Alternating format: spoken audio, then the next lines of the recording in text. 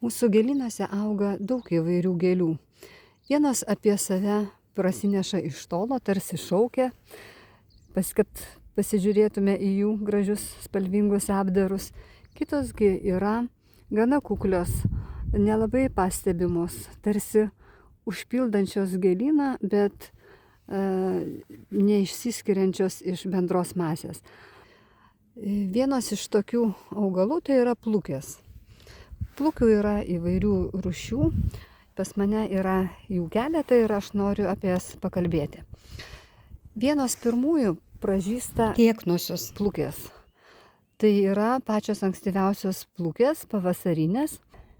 Jos yra labai panašios į miško plukės, bet yra didesnės.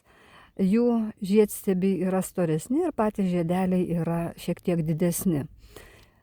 Žydi baltais žiedais ir žydi maždaug 2 savaitės. Vat šita balta spalva tiesiog padaro gėlyną tokį ryškesnį, gaivesnį lyg ir. Plukės šitas pradeda jau žaliuoti gana anksti pavasarį, vienos pirmųjų. Ir štai čia dabar matote kelis kopstelius, kurie jau išleidė va tokius lapelius, o vienas jų netgi sukrovė mažą žieduką. Šitas žiedukas kol kas labai mažas, gal jisai didelis labai ir neužaugs, bet jos būna maždaug 30 cm aukščio ir labai tokie pilni žiedų kopsteliai.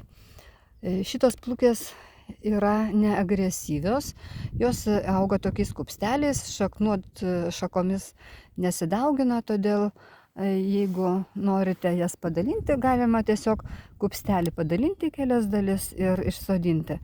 Bet šitos plukės subrandina sėklas ir jas sėkmingai pasėja. Tai, kad man per daug neprisisėtų, aš šitus stiebelius su jau susiformavusiamis sėklų dėžutėmis tiesiog išskinu. Vasaros antroje pusėje šitie lapeliai jų ima nykti ir pasidaro tokie nelabai gražus. Todėl aš juos nukerpu ir po to jos vėl atželia. O per žiemą jie vėl nunyksta.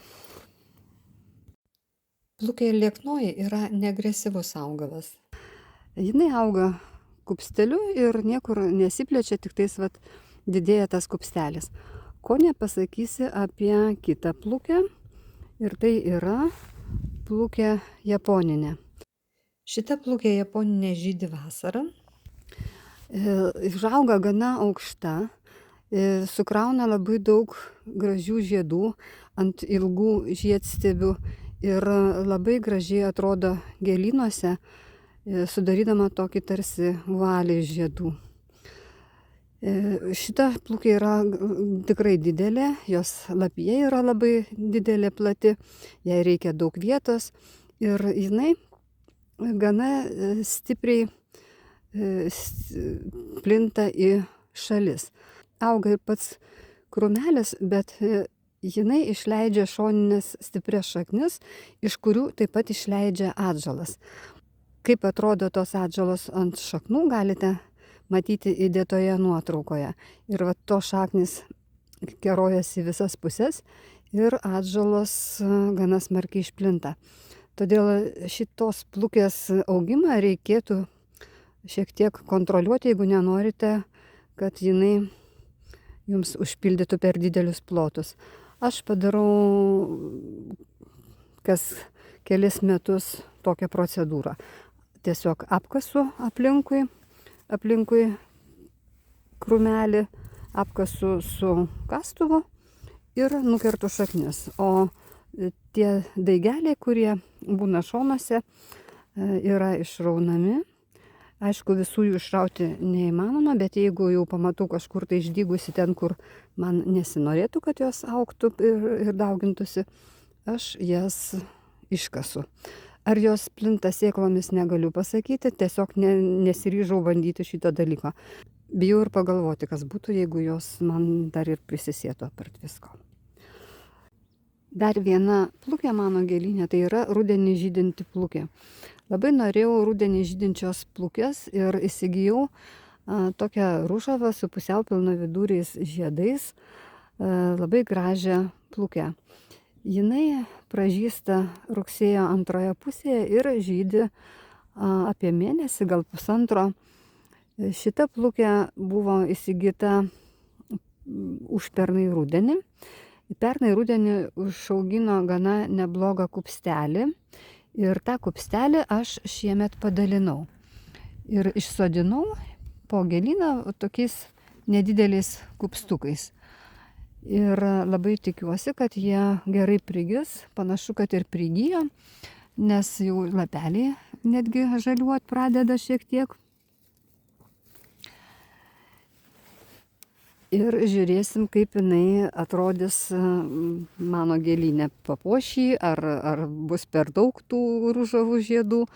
Na, pamatysiu. Jeigu bus, sakykime, per daug, tai tada kažkur mažinsiu, gal perkelsiu kitur ir panašiai, bet tiesiog labai noriu pabandyti. Nežinau, kokio agresyvumo šita plukė.